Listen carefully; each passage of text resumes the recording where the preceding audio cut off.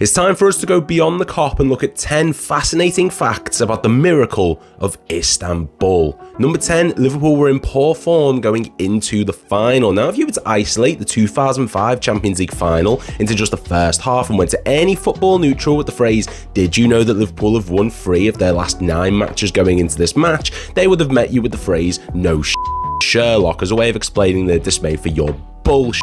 They would have then asked you, "Son, what do you want for dinner?" Point being that the build-up to the Champions League final saw Liverpool in dire straits, picking up those previously mentioned 3 wins in the build-up against Bolton Wanderers, Portsmouth and Aston Villa, while also suffering defeats to a before-money Manchester City, which is like being with Kim Kardashian before she had her cosmetic work done, a relegated Crystal Palace, and the most overrated league winners ever, the Arsenal Invincibles. Come at me, Robbie. We also drew to Tottenham, Middlesbrough, and yes, Chelsea in the match which got us to the final in the first place, but at the time, this didn't fill fans with confidence going against an AC Milan team who boasted some of the best players on the planet. Number 9, a fan actually snuck onto the pitch in a club tracksuit during the trophy lift. The 2019 Champions League final, while an incredible moment for us as a fan base, is probably best remembered by the neutrals for the fact that someone who never received enough attention at home decided to streak on the pitch in an attempt to promote their adult movie website or some bollocks like that. I just don't know.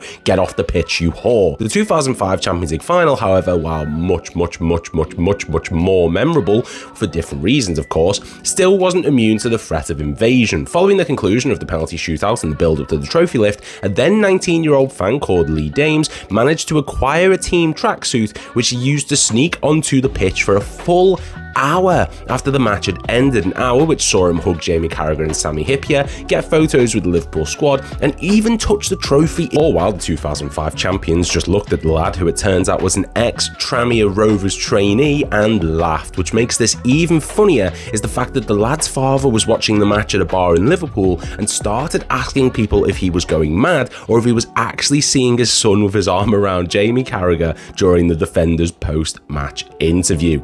Number 8, Jamie Carragher stated publicly before the match that the Liverpool side were not good enough to win. Alright, I'm not sure if this was some sort of motivation tactic or reverse psychology or a Heineken-induced rant, but wow, the balls on Carragher to come out and openly say that the team he was part of at the time was not good enough to compete with the big boys of Europe. It's bold to say the least. I mean, he's right. Now we had Jimmy Traore, Harry Kewell and Fernando Morientes in the squad, playing against arguably the greatest team in European football history up until that point. I mean, it's like throwing a puppy up against Eddie Hall after you've tried to take a picture. In an interview a few weeks before the match, a reporter approached the Crimson Chin and asked him how his current squad compared to the 2001 treble-winning side, to which Carragher responded by saying, "No disrespect to the squad we have now, but it's obvious we're not as strong as we were when we won the 2001 UEFA Cup." Also saying that back then the team was good enough to make you feel confident when facing the likes of Barcelona and Roma, and saying that the current crop of players doesn't give you that impression. Rough business that. Number 7, Liverpool were the last team allowed to keep the actual Champions League trophy. If you've ever visited the LFC Museum or been to any of the 23 football clubs that have won the competition that doesn't include Arsenal, then you will have more than likely seen the club European Cup / Champions League trophy or trophies on proud display. Or have you? So of the 23 clubs that have won the competition, only 5 have been given the honour of receiving the actual trophy that was used in the competition. Those clubs being Real Madrid, Ajax, Bayern Munich, AC Milan, and of course, Liverpool. You see, from 1968 up until 2008, if any side had won the competition 3 seasons in a row or 5 times across their history, then they would be able to keep the trophy forever, as opposed to other sides who had to return the trophy back to UEFA after 10 months, 2 months prior to the final, with them then receiving a sized-down replica of the actual trophy after its safe return to the footballing gods. Since Liverpool were the last team to achieve the feat, having won it for a 5th time before the rule was scrapped in 2008, they're the last team to have the actual trophy on display in their collection. So just like Man City themselves, their 2023 Champions League title is in fact plastic. Number 6, the result cost bookies around England an estimated £2 million after the odds were changed at half time. Now, for all the children out there who don't know what a bookies is, imagine a Wetherspoons pub with added financial ruin. And if you don't know what a Wetherspoons is, ask your mum and dad who are down there right now getting plastered off the 179 pints of Ruddles King they sell. After that history lesson, if you don't know everything about bookmakers, then I will be shocked. But what you may not know is just how much the miracle of Istanbul affected the local bookmakers across Liverpool itself. According to an article published following the events of the evening, local bookmakers across Liverpool suffered a monumental loss of finance following the full 120 minutes and penalty shootout.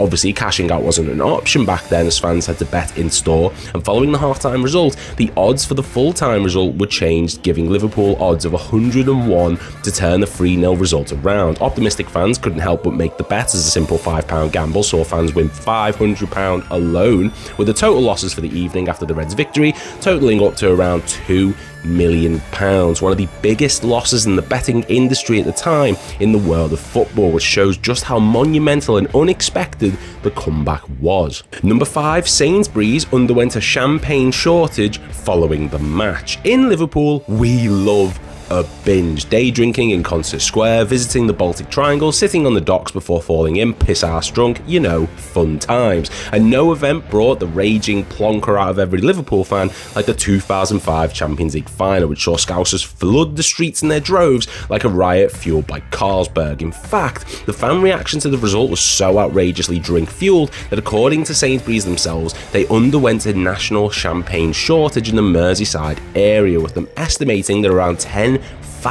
bottles were purchased that evening alone, which they described as even more than around Christmas time. Not only that, but fans were so plonked out from this that a business report estimated that 1 in 5 workers across Liverpool took the next few days off to celebrate and, well, I'm gonna assume recover. Never been more proud to be a Scouser, me, honestly.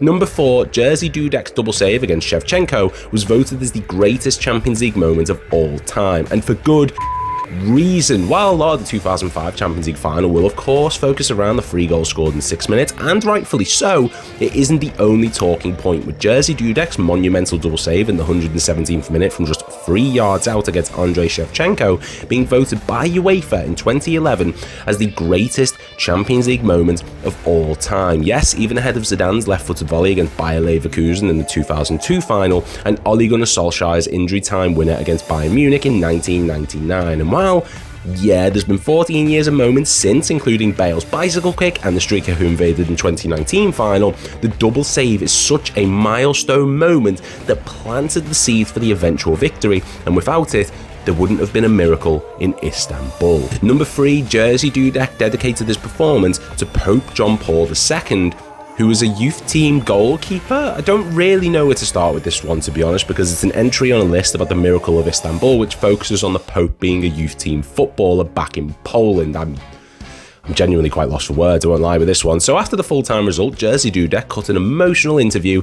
explaining how his previously mentioned double save was the biggest moment of his career. But what people may not know is that he dedicated the performance he gave on the night to Pope John Paul II, who had died just 1 month before the match. According to Dudek, he was good friends with the representative of God, and that the Pope was actually a youth team goalkeeper in his late teenage years over in Poland, with his death and life story inspiring Jerzy Dudek to dub the double save in the 117th minute the Hand of Pope, in a tribute to Diego Maradona's Hand of God goal in the 1986 World Cup quarter-finals. And speaking of him, number 2, Diego Maradona said that this match made him a Liverpool fan. Imagine a timeline where Diego Maradona actually did end up being a Liverpool player. It's a mental thought, and I'm pretty sure that the Christmas parties would look a bit different. Now, if you were anyone from outside Liverpool looking in, you would be excused for thinking that we are a pretty wank side, given the fact that the first 45 minutes of the final looked like what happens when a grizzly bear gets a hold of a salmon from a stream. But if you were to observe our side following the full 120 minutes plus shootout, then you could have easily believed that we are the greatest side in the history of England. Oh wait, we are. Anyway, for Diego Maradona, that's exactly what happened, with the Argentina legend stating after the match that even the 1970 Brazil World Cup team couldn't have achieved this result, which proved that miracles really do exist, before claiming that Liverpool were now his English team, as they showed him that football is the most beautiful sport of all.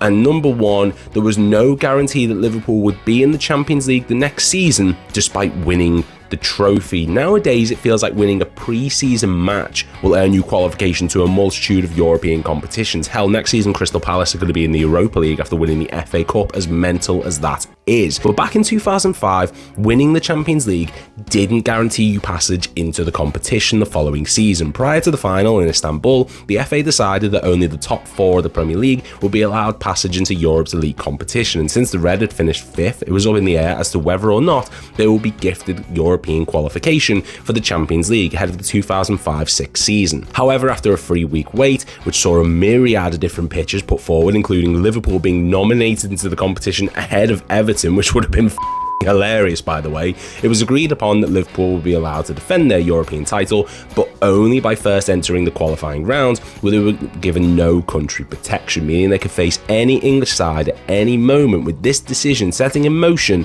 the new rule which allowed the title winners automatic passage into next season's Champions League.